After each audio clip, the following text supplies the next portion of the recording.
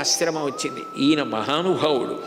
ఈ మహర్షి ఆశ్రమంలో మనం ఒక్కసారి దిగి ఈయన్ని సేవించి వెడదాం సీతమ్మ అని మనం వెళ్ళేటప్పుడు ఆగాం. భరద్వాజ మహర్షి ఆశ్రమంలో ఒక్కసారి ఆగి వెడదామని అక్కడ దిగారు. దిగి ఆయనకి నమస్కారం చేశారు. ఋషుల గొప్పతనం ఎలా ఉంటుందంటే, రామ, నిన్ను నేను ఎల్లవేళలా స్మరిస్తూ ఉన్నాను. నా తపశ్శక్తితో నీ కదలికలు కనిపెడుతూనే ఉన్నాను.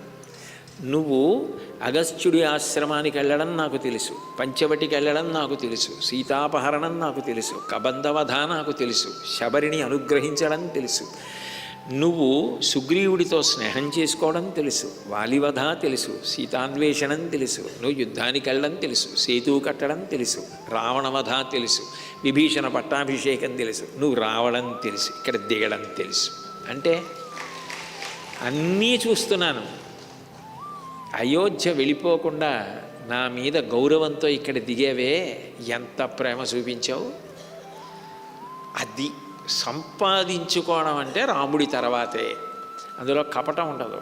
ఎంత ప్రేమో. దిగి నమస్కారం చేశాడు.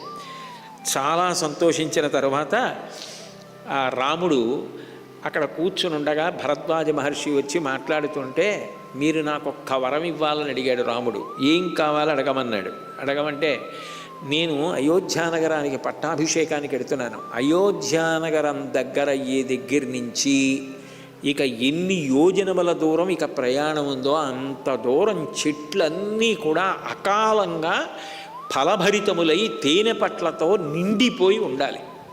అలా నన్ను అనుగ్రహించండి అన్నాడు. ఎండిపోయిన చెట్లు కూడా చిగర్చి పువ్వుల కన్నా కాయలు పళ్ళు ఎక్కువ ఉంటాయి, సరేనా, అనుగ్రహిస్తున్నాను అన్నాడు. ఎందుకు రామా అని అడగలేదు భరద్వాజుడు. ఎందుకు ఆయనకి తెలుసు, రాముడి కోసం కాదు, ఆ పళ్ళన్నీ పట్టాభిషేకానికి పట్టుకెళ్ళడానికి కాదు, రాముడికి ఇవ్వడం తెలుసు. రాముడికి ఇవ్వడం తెలుసున్నవాడు జీవితంలో ధన్యుడు. ఎందుకనంటే రాముడు నాకు కావాలని అడిగి తీసుకునేవాడు కాదు. రాముడికి ఇవ్వగలగడం కొన్ని కోట్ల జన్మల తర్వాత పెట్టి పుట్టే అదృష్టం, రాముడి సేవ చేసుకోగలగడం. కాబట్టి ఇప్పుడు అవన్నీ ఎందుకు అడిగాడంటే, వానరులు వస్తున్నారు, మనం వాళ్ళకి పళ్ళు అక్కడ పెట్టడం వేరు, వాళ్ళకి సహజంగా సంతోషం. చెట్లన్నీ పళ్ళతో నిండిపోయి తేనె పట్లతో నిండిపోతే వాళ్ళ చెట్లెక్కి అక్కడికక్కడ కోసుకుని అప్పటికప్పుడు తింటే ఆ ఆనందం వేరు.